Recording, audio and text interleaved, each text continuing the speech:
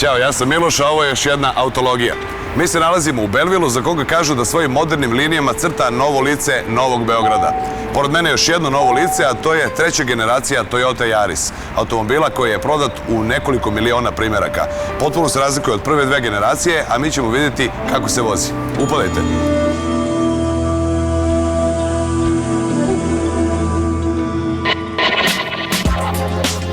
Da, porastao je. I to za čitavih 10 cm. Novi Yaris je napravljen da bude kompaktan s polja, a prostran iznutra. I prvi utisak iz vožnje novog Yarisa pokazuje da je ovo drugačiji auto od svoje dve starije sestre. Pre svega instrumenti su sada centralno postavljeni, cela tabla je dizajnirana drugačije, ona je široka i ima za cilj da odmah objasni da u ovom autu ima više mesta nego što je to bilo ranije. Recimo, zadnja klupa se ne pomera po dužini kao što je to ranije bio slučaj, zato što ovde sada ima nešto više mesta za sedenje. Novi Yaris odlikuju znatno oštrije linije od prethodne dve generacije, zbog čega ih je nemoguće zameniti. Kako neko reče, uozbiljio se.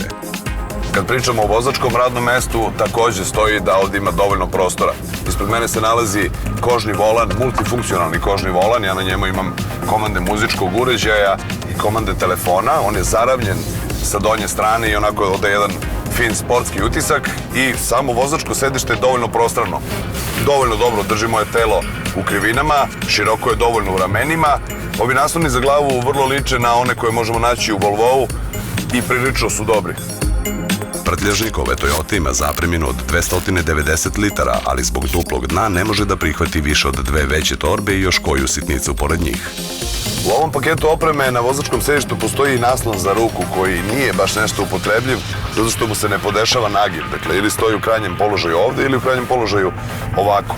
A kada je namešten tako da treba da mi koristi, kada stavim ruku na njega, ona stoji previsoko i onako deluje kao da sam u nekoj fotelji.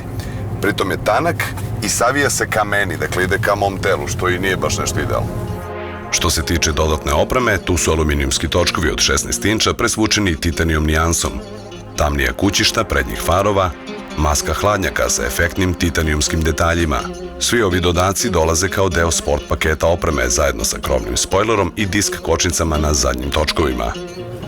Instrument tabla u ovom automobilu je izrađena od nešto tvrđe plastike. Ona je nareckana, ima neki kao dezen, odnosno kao neku šaru na sebi, pa ne dole onako potpuno isprazno kao da je suvi komad plastike. Šuplja je, na dodir čak pomalo izveči, ali deluje kao da je izlivena iz jednog komada, moguće da čak i jeste, što znači da neće biti cvrčaka posle određenog broja kilometara.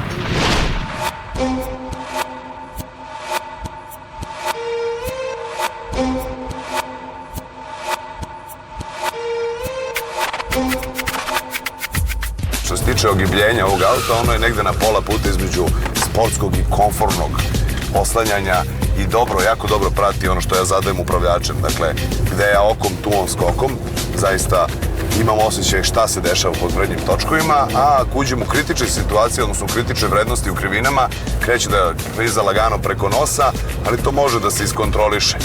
Nikakav problem, on ima SP naravno. Evo kako to izgleda.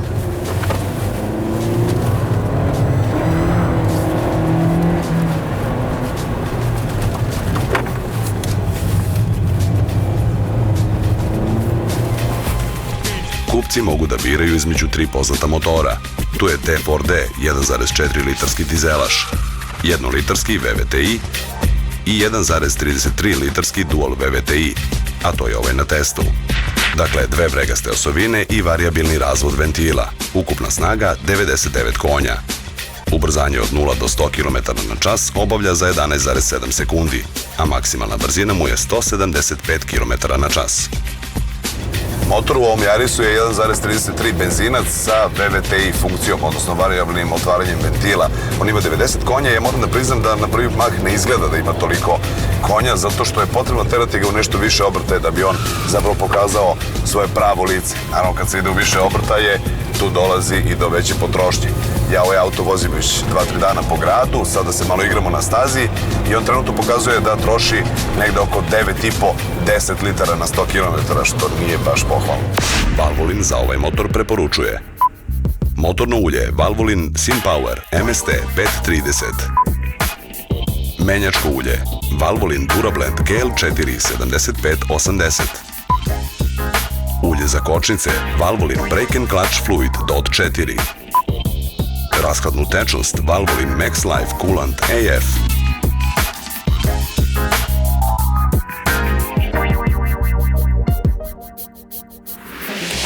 Priča o plastici u ovom autu se nastavlja i na vozačkim i bogami suvozačkim vratima, a tako i na zadnjim. Ova plastika ovde je onako zrnasta, ali čini mi se da je mogla da bude i nešto više naklonjenija putnicima i samom vozaču, zato što je mogla da bude i nešto mekša na dodir. Ovde imamo jednu sivu liniju koja se proteže sa jednih vrata preko centralne konzole na desno i to daje neki onako malo skuplji osjećaj i to zaista jeste nešto bolje na dodir. To je mekano, nešto mekše i deluje kao da imitira kožu. Fino. U ovom paketu opreme ja tu imam i digitalnu klimu, imam dakle ovo startovanje na dugme, start-stop sistem, to je sve jako fino, ali ostaje nejasno zašto imam samo prednje podizače stakala, a ne i zadnje. Na zadnjim vratima stakla se spuštaju uz kurblu koja liči na onu u komšijinom jugu. Tokom godina je Toyota stekla veliku armiju poštovalaca marke, a posebna vrsta ljubavi je svakako potrebna da za cenu od 16.060 evra ne pogledate i ponudu ostalih proizvođača. Iako je ova cena za Yaris možda predimenzionisana, u svakom slučaju možete se obratiti Raiffeisen leasingu i od njih zatražiti ponudu u kojem će ova cena biti razbijena na podnošljive rate.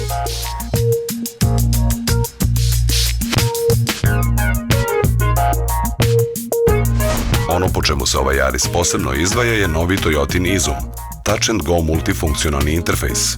Ovaj uređaj se isporučuje standardno od Sol paketa opreme i obuhvata i kameru za vožnju unazad.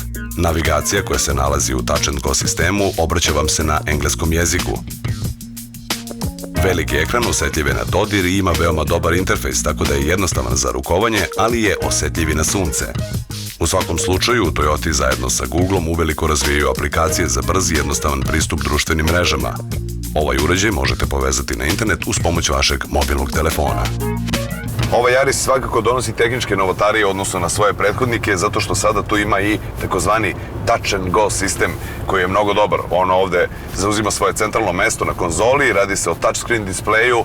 Ja imam komande naravno i na upravljaču, dakle mogu da pojačam muziku, ali on nije samo muzički uređaj. Dakle, on ima tu i navigaciju. Evo možemo to i da probamo. Ono što mene brine jeste, samo da se smanjimo malo, ono što mene brine jeste zapravo njegova funkcionalnost u uslovima pojačanog sunca.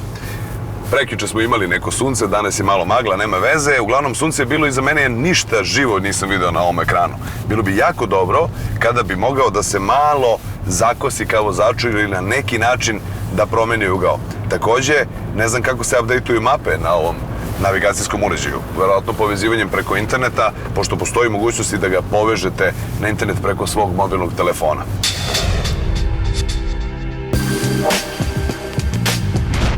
Ovaj Toyota sistem Touch and Go je zaista pametan, ali ima i po neku manu.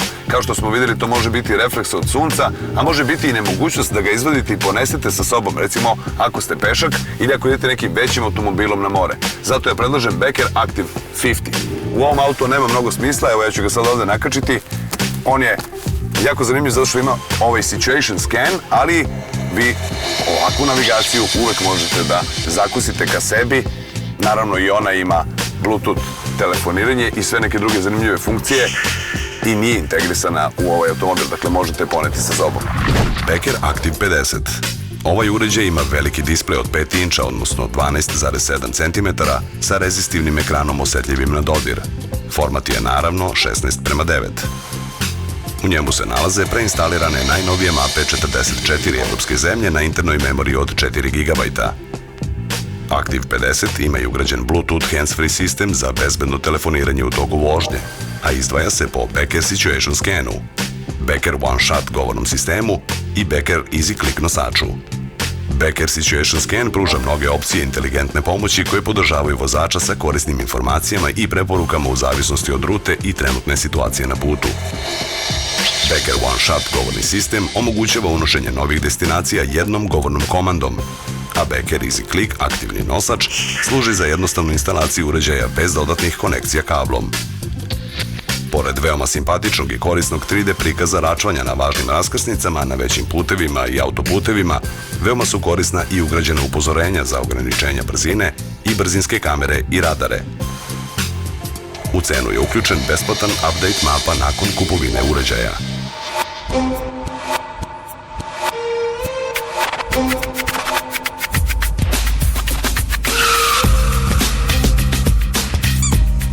Ovo je bilo još jedna autologija, a u njoj nova Toyota Yaris. Videli ste kako izgleda, kako se vozi i šta sve ima od opreme.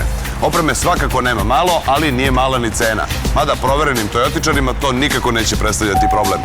U svakom slučaju, vidimo se na dobro poznatoj adresi www.b92.net kroz automobili, kroz autologija. Gledamo se uskoro. Ćao!